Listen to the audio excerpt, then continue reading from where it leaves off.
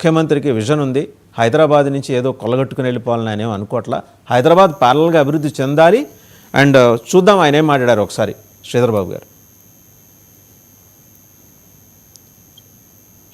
గారు ఏం మాట్లాడారో చూద్దాం ఒకసారి.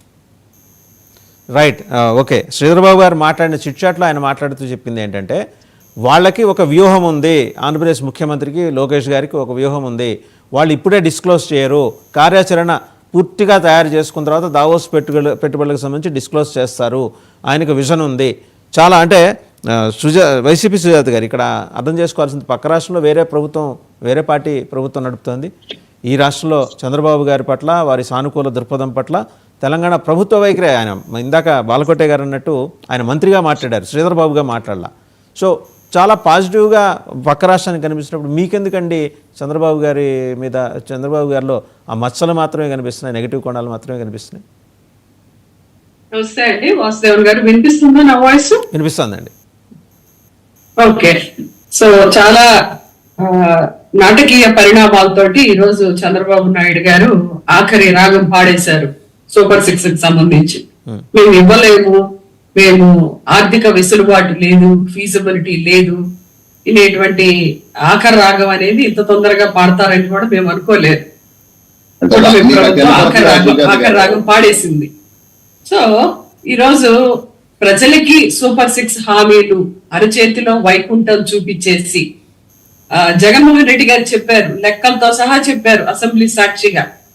ఇప్పటికే జగన్మోహన్ రెడ్డి గారు అధికారంలో ఉండగానే దాదాపుగా 70,000 కోట్ల రూపాయలు సంవత్సరానికి సంక్షేమ పథకాలకే వెళ్ళిపోతుంది అనేటువంటి అంశాన్ని చెప్పి, ఆ సందర్భంగా ఇప్పుడు చంద్రబాబు నాయుడు గారు ఇచ్చినటువంటి సూపర్ 6 ప్రకారంగా చంద్రబాబు నాయుడు గారు ఈ హామీలన్నీ నెరవేర్చడానికి గాను దాదాపు 1,50,000 కోట్ల రూపాయలు ఆర్థిక సంవత్సరానికి కేటాయించవలసి వస్తుందని జగన్మోహన్ రెడ్డి గారు అసెంబ్లీ సాక్షిగా చెప్పారండి. సో ఆ రోజు కూటమి వాళ్ళు చెప్పినటువంటి మాట ఏంటంటే, సంపద సృష్టిస్తాము. మరి సంపద సృష్టిస్తాము అన్నటువంటి చంద్రబాబు నాయుడు గారు మరి ఈరోజు సంపద సృష్టించట్లేదు, సంపద సృష్టి కావడట్లేదు అంటే మరి ఫెయిల్యూర్ సీఎం గానే అనుకోవాలి కదా. మరి తప్పకుండా ఫెయిల్యూర్ సీఎం గానే అనుకోవాలి కదా. ఎందుకంటే దాదాపుగా 4 సార్లు ఆయన చీఫ్ మినిస్టర్ గా చేసి ఉమ్మడి రాష్ట్రంలోనూ చేశారు, అదేవిధంగా ఆంధ్రప్రదేశ్ లోనూ చేశారు. మీకు అవగాహన లేకుండా ఆ రోజు ఎన్నికలకు వెళ్ళబోయే ముందు చంద్రబాబు నాయుడు గారు వైసీపీ పార్టీ అధికారంలో ఉండగా 14 లక్షల కోట్ల అప్పులు చేసింది అని చెప్పినటువంటి చంద్రబాబు నాయుడు గారు అధికారంలోకి వచ్చిన తర్వాత అది 6 లక్షల కోట్ల రూపాయలుగా అసెంబ్లీ సాక్షిగా వైట్ పేపర్ రిలీజ్ చేశారు.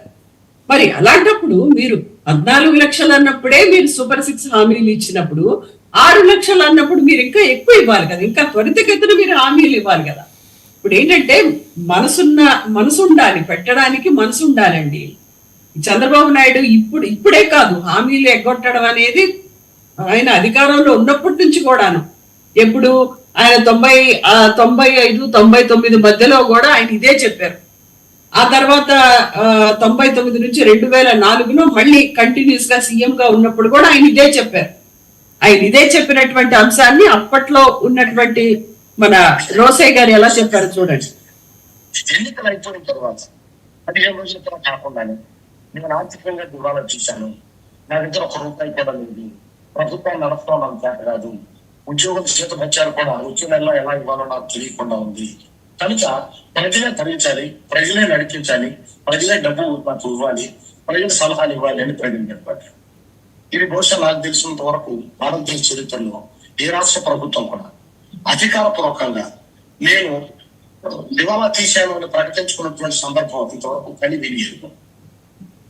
సో ఇది ఆర్థిక మంత్రి రోసయ్య గారు అప్పట్లో అన్నటువంటి మాటలు.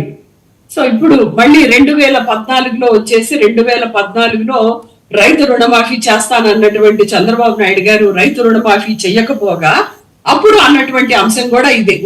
ఉమ్మడి రాజధాని అయినటువంటి హైదరాబాద్ ను వదిలేసి ఆయన ఓటు నోటు కేసులో పట్టుబడిన తర్వాత హైదరాబాద్ ను వదిలేసి అక్కడికి వచ్చి అమరావతికి వచ్చి ఆ రోజు చెట్టు కింద నుంచి పరిపాలన చేస్తున్నాను, నా దగ్గర ఏమీ లేవు అని మళ్ళీ శోకాలు పెట్టింది కూడా మళ్ళీ చంద్రబాబు నాయుడు గారు.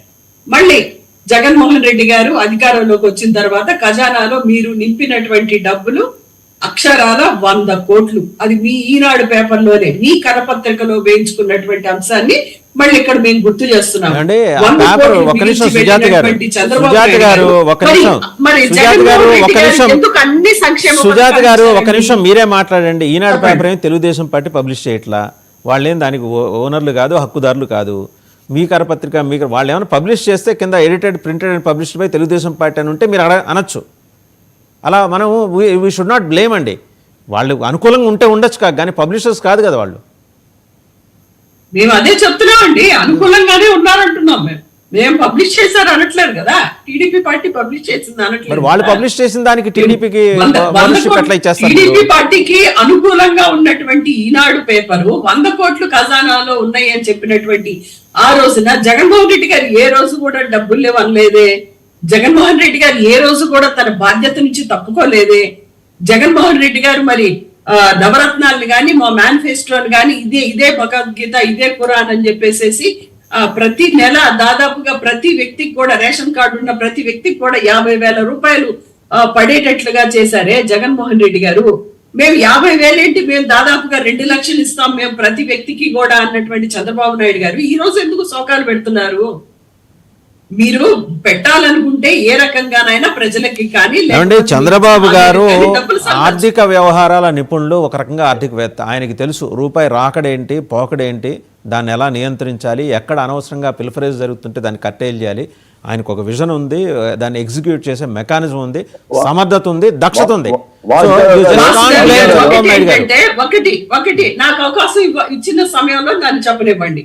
మీరు దక్షత ఉంది, చాలా ఉంది అంటే ఇప్పుడు ఒక కథ ఉంటది దేవతా వస్త్రం అన్నట్లుగా. మీరు మాట్లాడే మాటన దేవతా వస్త్రాల కథలాగా ఉంటది. ఎంత మీకు అనుభవం ఉన్నా, ఎంత మీకు ఆర్థిక శాస్త్రాన్ని చేసినా మీరు ఇంప్లిమెంటేషన్ అనేది చూపించకపోతే ఎందుకండి అవన్నీ? ఎవరికి కావాలి? మీ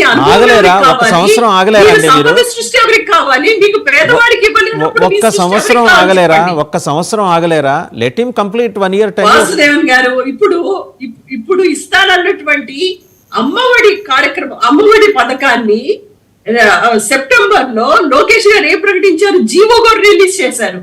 మేము మీటింగ్ పెడతాము, అటు తల్లిదండ్రులతో టీచర్లతో మీటింగ్ పెట్టి మేము ఫండ్స్ రిలీజ్ చేస్తామని చెప్పేసి మీకు అసెంబ్లీ సాక్షిగా మీరు జీవో రిలీజ్ చేశారు. జీవో రిలీజ్ చేసి ఈ రోజు మేము ఇవ్వట్లేదని చేతులు ఎత్తేస్తే దాని అర్థం ఏంటి? అంటే మీరు రిలీజ్ చేసినటువంటి గవర్నమెంట్ ఆర్డర్స్ కూడా మీ దగ్గర వాల్యూ లేదా? వాటికి అసలు అలొకేషన్ ఆఫ్ ది ఫండ్స్